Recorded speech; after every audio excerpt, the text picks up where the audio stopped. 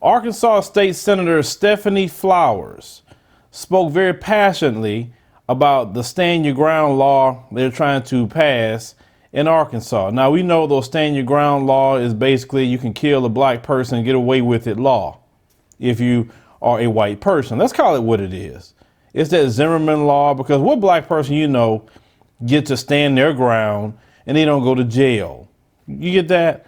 So this sister go in her speech because she was telling the reality for black people in America. Well, let's roll the clip. I'll be as quick as I can, as quick as it takes to kill somebody, I guess. You want me to be that quick. But, you know, as Miss Fletcher pointed out, and it doesn't take much to look on the local news every night and see how many black kids, black boys, black men are being killed with these stand your ground defenses that these people raise, and they get off. So I take issue with that. I'm the only person here of color, okay? I am a mother too, and I have a son. And I care as much for my son as y'all care for y'all's. But my son doesn't walk the same path as yours does. So this debate deserves more time. I'm in Pine Bluff. We have killings regularly down there. Mr. Hunter knows, he's our prosecutor. Now I don't know where the heck, I know where you are from, Gary. And I don't know really where Mr. Ballinger is from. But I can tell you that for a long time since I've been back here in Arkansas, I have feared for my son's life. Now he's 27, he's out of Arkansas. And I thank God he is. When you're bringing up crap like this, it offends me. And then to limit the debate too, this is crazy. You don't have to worry about your children, Will. I worry about my son. And I worry about other little black boys and girls. And people coming into my neighborhood, into my city, saying they got open carry rights, walking down in front of my doggone office in front of the courthouse. That's a bully.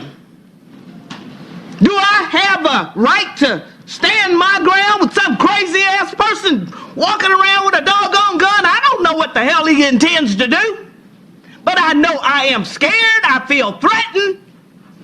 Just like some of y'all walking around here up in the legislature with these damn guns. That, what's his name, Garner came in here, walking around here with a damn gun under his coat. You can see the damn print. Senator, you need to stop. No, I don't. Yes, you do. No, I don't. What the hell are you gonna do? Shoot me? Senator. Senator shit. What the hell? I'm telling you, this deserves more attention. You want to come up here with all these little NRA bills and bills that Alec have and all that stuff. I'm talking about my son's life. And I'm talking about the lives of other black kids.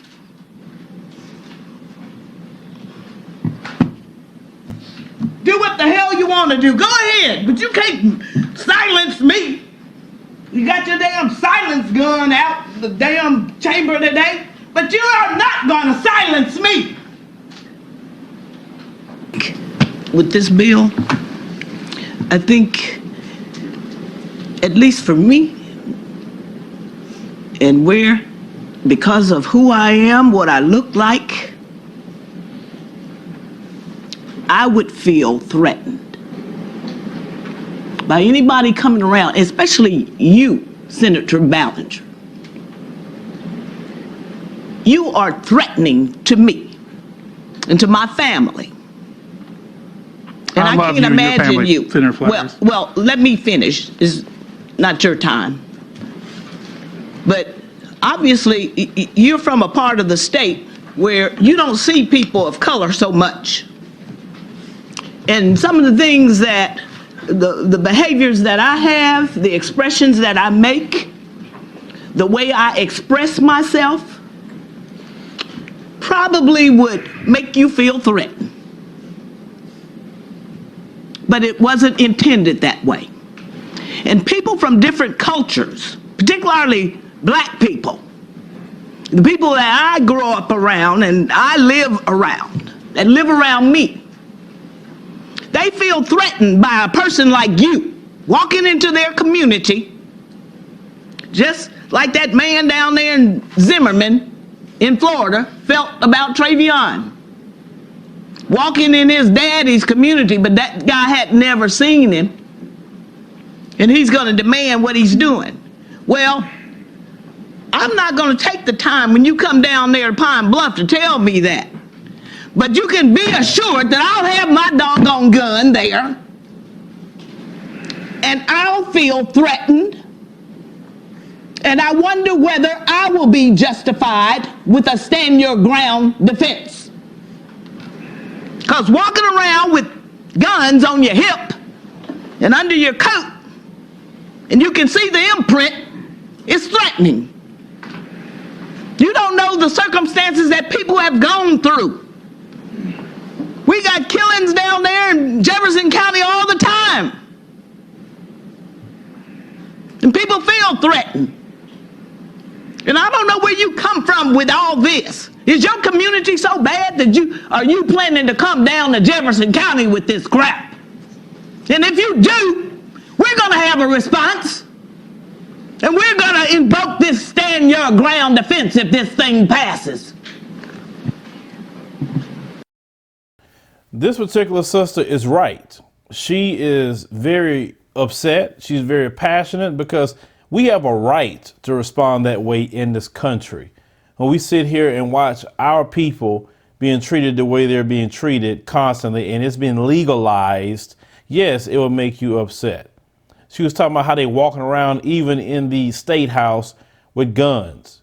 What are you doing that for? They usually have police in those areas. I think the police can secure the place where you don't have to have a gun. But I remember Dr. Frances Cress Welsing, may she definitely rest in power. She stated long time ago that they need the gun because it's an extension of their manhood. They don't feel like men if they don't have the gun. For them, the gun is the equalizer because if they don't have it, you know what happens. How many times have we seen videos where if they don't have a gun, they get knocked out or they're afraid to do something because a gun is not around? But they get real big and bold when a gun is around. Now, if you go back to Trayvon Martin's George Zimmerman, George Zimmerman wouldn't have even approached Trayvon if he didn't have that gun. Let's call it what it is. Most of them that become police, they wouldn't be approaching that black dude if he didn't have that badge and that gun. We know this. So this is why they always got to pass so many laws about that they have more access to guns. You know, brothers ain't out here saying, oh, let me go get all the guns I can get because I'm afraid of my own shadow. I'm afraid of this group of people. I'm afraid of that group of people. And then they use these guns and come out with these let's kill the black man law and get away with it, aka stand your ground laws, so we can continue the American history of anti-black hate crime and anti-black terrorism done by not only the states, but done by just anyone in the public, because it is my right to be able to harm black people anytime I get good and ready. They know good and well crime isn't that bad where they all got to walk around with a gun. They know that. They do it because they just have to feel like men, obviously.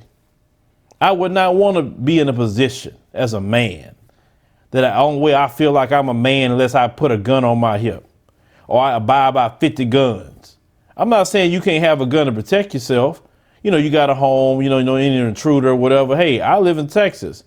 Very, very lax state with guns. I believe black people should practice their Second Amendment rights as well. I am not against it. Over the weekend, I spoke to a sister that owns Skip Tactical. Shout out to her. And she's training people and training black women as well how to shoot guns. We need that in the black community. I'm not against guns. But what I'm against is the attitude that some people need because it makes them feel like a man, or it gives them confidence that they never had before. The confidence to know I could kill this black person and I'm gonna get away with it because people that look like me create laws so I can kill this black man and nobody gonna do me nothing, gonna say stand your ground. That's the sickening part about the whole thing. So this sister has every right to talk about this.